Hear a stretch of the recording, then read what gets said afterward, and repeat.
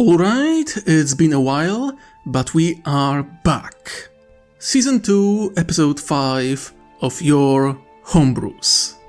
Only 2 examples today, trying to keep it short and simple.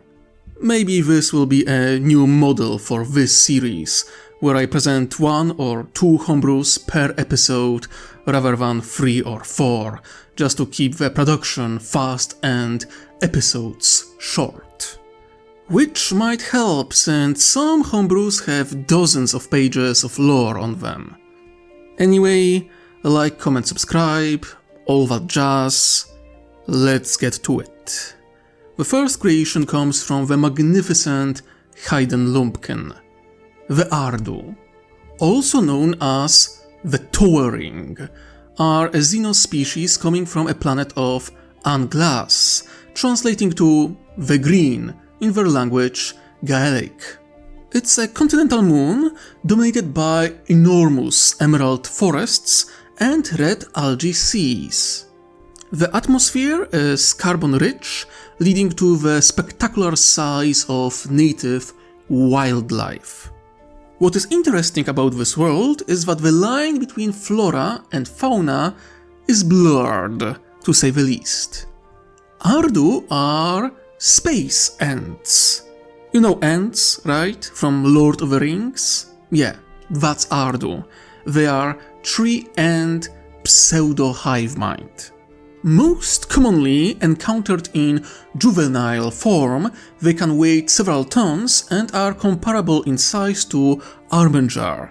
The mature Ardu are immobile and can be compared to house when fully grown.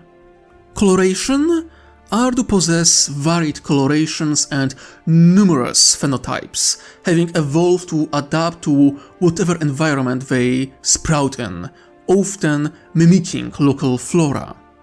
As for diet, photosynthesis and decomposer. Nutrients are absorbed through the limbs via soil or direct physical contact. Juvenile Ardu, however, show a preference for meat to sustain their growth to maturity. Senses: decent eyesight, subtle gestal psychic sense, and superb hearing based on vibration detection. Communication: psychic and sign language. While unable to speak verbally, like most coalition species, Ardu can communicate mentally with one another or other psychically gifted species. Juveniles are extremely adept at sign language due to their highly flexible limbs. Lifespan: 200-500 average. Oldest individuals may live far beyond that. Ardu may spend their first few juvenile decades in a mobile humanoid form, but may grow into a stationary form upon reaching maturity. Reproduction: pollen-based, sexual reproduction. This is a rare event seen only once in every century, and few viable offsprings are produced. Special traits: similar to venerable vespids, Ardu possess a hive mind comprised of individuals living in the same world. Their consciousness are linked via a complex systems of synapse roots. Young Ardu cannot take root in areas already occupied by said roots, and must grow into the system with age. When growing such systems, Ardu can influence the environment around them, mainly their fellow plants, to better tailor to their needs. Psychological characteristics: Ardu, unlike vespids, can comprehend being outside of a hive mind, only possessing a fraction of knowledge from the collective, as when juveniles, they are disconnected from root synapse system, only to joining upon full maturity.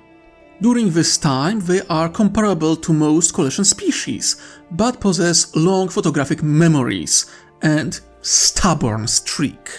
Upon reaching adulthood, they join the system as one individual among many, sharing their thoughts and memories with the collective, and mentoring the youth.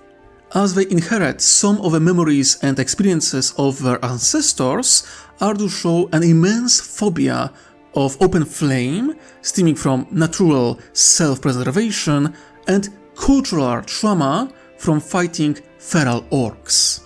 History. Before Coalition, the Ardu evolved on Anglass and would peak technologically in a Neolithic age, having developed agriculture and animal husbandry. With time, they would grow to dominate the entirety of the planet, with a world-spanning root network growing beneath its crust. Unfortunately, as a consequence of their growth, they would become unable to reproduce due to the lack of unoccupied Earth. Thus, the Ardu were faced with the prospect of stagnation and slow extinction. Their prayers would be answered by an unexpected force coming from the sky, an orc rock that impacted the planet like a meteor. One devastating enough that all orcs inside died, and they freed up a lot of fresh ground. Sadly, the orc spores managed to find a hold on the planet, causing feral orcs to appear en masse, who soon would figure out that fire is a great weapon to kill their green neighbors. One extinction threat was replaced by another. For centuries, Ardu fought a losing war against the feral orcs and orc ecosystem. The war would end in their extinction if not for the intervention of the Tauva coalition. Joining the coalition. During the culling campaigns, the Tau would discover Anglass infested with orcs. Fearing the potential threat of new war forming, they deployed scout teams to the planet. Scouts would report that environment itself seemingly aided their efforts. After some time, the first contact was established between juvenile Ardu and a Nikasar through a psychic link. Thus, both sides united in their efforts to exterminate the orc menace. With technological superiority over feral orcs, the greenskins were exterminated, and upon their victory, the Ardu would agree to join the coalition in exchange for settlement of future generations of Ardu to prevent overpopulation and to ensure continuous survival of their species. Status: member species. Little to no concrete political ambitions beyond the continued spread of their seeds, leading them to side with more expansionist factions within coalition politics. Government: direct democracy. The Komahautu, meaning the agreement in Gaelic, where all mature linked members of Ardu convene to discuss, debate important state matters. However, due to generally stubborn or placid nature of mature Ardu, this can be very lengthy affair. Role in the coalition. Ardu, beyond their homeworld, are often seen as colonists on frontier. Juvenile Ardu serve within the confines of a fire and earth castes, acting akin to the Knights of Guerilla before Old Night. Ardu fire warriors can take many battlesuit great weapons to bear, with many showing a preference to broadside rail cannons. But they can act as adept melee combatants in a pinch. Meanwhile, Ardu adults solely serve within the confines of the Earth caste, serving as cheap terraforming equipment and agricultural aids at their old age. Additionally, the gardens produced by mature Ardu colonies are often considered status symbols among certain septs. Hayden Lumpkin, as always, delivers amazing species to the list. We have space elves and space dwarfs. Why not space ants? I specifically enjoy how they are something of a hive mind, and of course, their interesting history. A fine homebrew, it has to be said, and amazing art he created for it. Next creation comes from Nikos. Similar to Hayden Lumpkin, also one of the oldest friends of the channel. He brings forth Enux the Unforgotten. It's a mysterious organization, seemingly made out in its entirety by an alien species known as Enoulians. Next to nothing is known about them. The only available intel comes from few interactions with their agents and Loxatl pirates, who claim they encountered them in part of galaxy known as the Halo Stars. It is theorized that they are one of countless people that lost their homeworld at the hand of the Imperium. They were first encountered by the Tau and Coalition during the Damocles Gulf Crusade. These strange beings made a habit of arriving seemingly out of nowhere, offering help to Coalition forces during dire times in form of delivering valuable intel or even helping to transport small number of Coalition members on the battlefield, sometimes joining the battle themselves. How exactly this is accomplished remains a mystery. However, it seems to be a mix of psychic abilities and advanced, bizarre technology. The most striking of their abilities is teleportation. When interviewed, forces that have been assisted by Enoulians can only describe their method as magic rituals, where a group of Enoulians would form a circle with various organic materials at the center, such as bones, plants, and even organs, then chant in unison in their own language, followed by instantaneous teleportation to a desired or near the desired destination with no side effects for those teleported. Many theorize about specific range and power of a teleportation ritual, suspecting that purity of objects they use, as well as the number of aliens, influence the range and precision of a spell.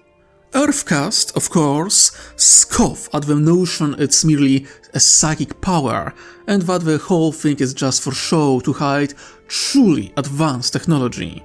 Whatever the case may be, the true nature of those rituals remains a mystery, since the Coalition Psykers are always absent when the Enoulians make their appearance.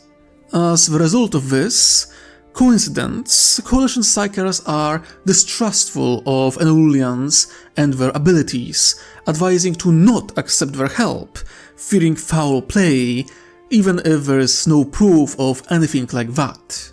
Just yet. After the given task is completed, the Enoulians will vanish just as suddenly as they have appeared. In the few instances where members of Enux met Ethereals, it always led to a conversation. For all their claims of benevolence, the Ethereals deduce that the true reason for their support is their burning hatred for the Imperium. When offered to join the Coalition, members always dodge such offer with excuse of there will be time for such talks after the war. Those answers were accepted for now. However, none can be sure what future will bring. Another fun species and organization, another great example of Imperium genocidal way coming back to bite them in the ass. I must say, I enjoy the idea quite a lot. It's rare for 40k stories to explore how Imperium xenophobia comes to haunt them when they destroy civilizations that could have been their allies. I especially enjoy that both authors had their own art of their creation, and I didn't have to use AI to have some kind of visual reference for either of them. Alright, that's it. I will try my best to publish more of this series with greater consistency. Until then, like, comment, subscribe, and ring that bell. If you can, support me through Patreon or Ko-fi.